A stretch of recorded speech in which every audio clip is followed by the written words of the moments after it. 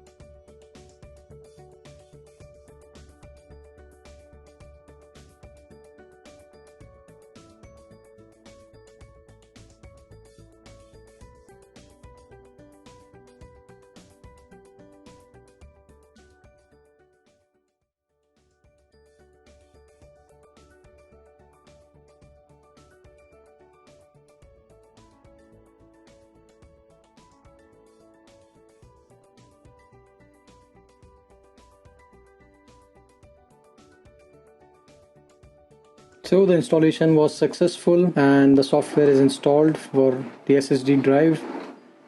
So we'll just restart now.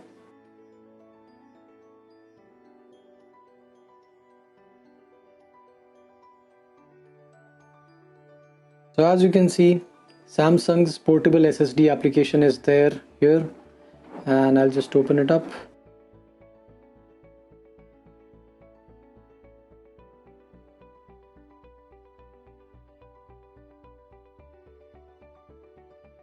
So as you can see, if you're running Macbook M1, you will find some issues with the SSD software, and there are workarounds which you can find, but it does not stop us from using the SSD. You can still read and write onto the disk. Okay, let us perform some stress test. On Mac, we have got Blackmagic's disk speed test.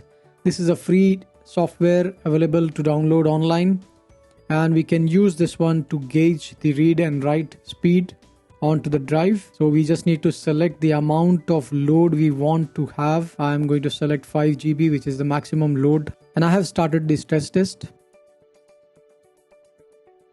As you can see, the read and write speeds are shown here. So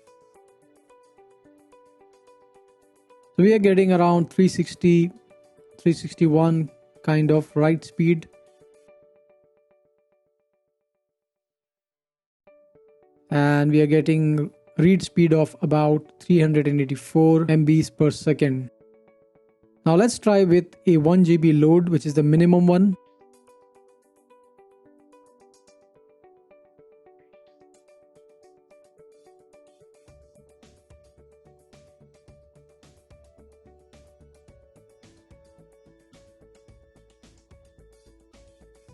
The speed is more or less the same. So irrespective of the load, the speed remains the same.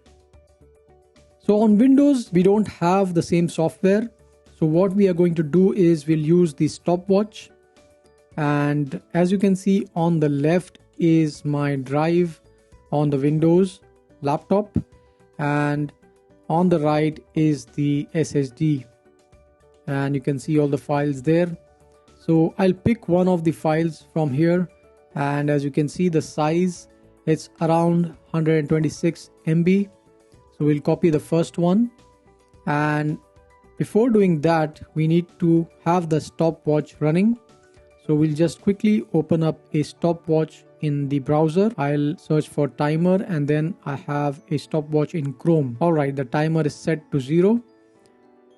Now I will quickly copy the file from the Windows drive, and as you can see, I've copied it. Now I'll quickly paste the file and start the stopwatch at the same time.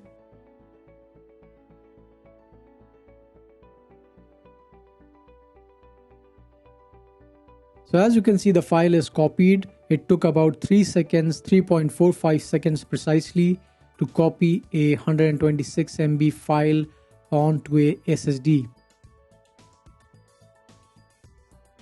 So I have connected the SSD with my phone. We'll quickly open up the application. This is the application which we are going to use. You can find this on Play Store, and this performs read and write operations onto the phone, and it also clears them afterwards. So we click on more, and here you find the available drives.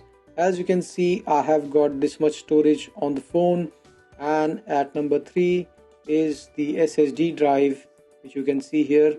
We'll click on that. It's now starting the test. It's performing sequential write operation. So this is the result on my phone. It took about 19 Mbps for sequential write, 23 Mbps for read. Random write took about 706 Mbps. Read took about 3 Mbps. So this is the result of the test. So as you can see, overall it's not that fast as expected from the phone when compared to a laptop. So here is a quick summary of the performance test which we performed. On Android device, it took about 20 Mbps for read and write operations, and from hard disk to a SSD, it took about 41 Mbps for read and write. And if you're transferring from SSD to SSD, it takes nearly about 360 Mbps for write operation and 384 Mbps for read operations. Another thing which you should keep in mind, which I experienced myself, SSD drive is edgy. It's got this metallic surface and it can be sharp at times.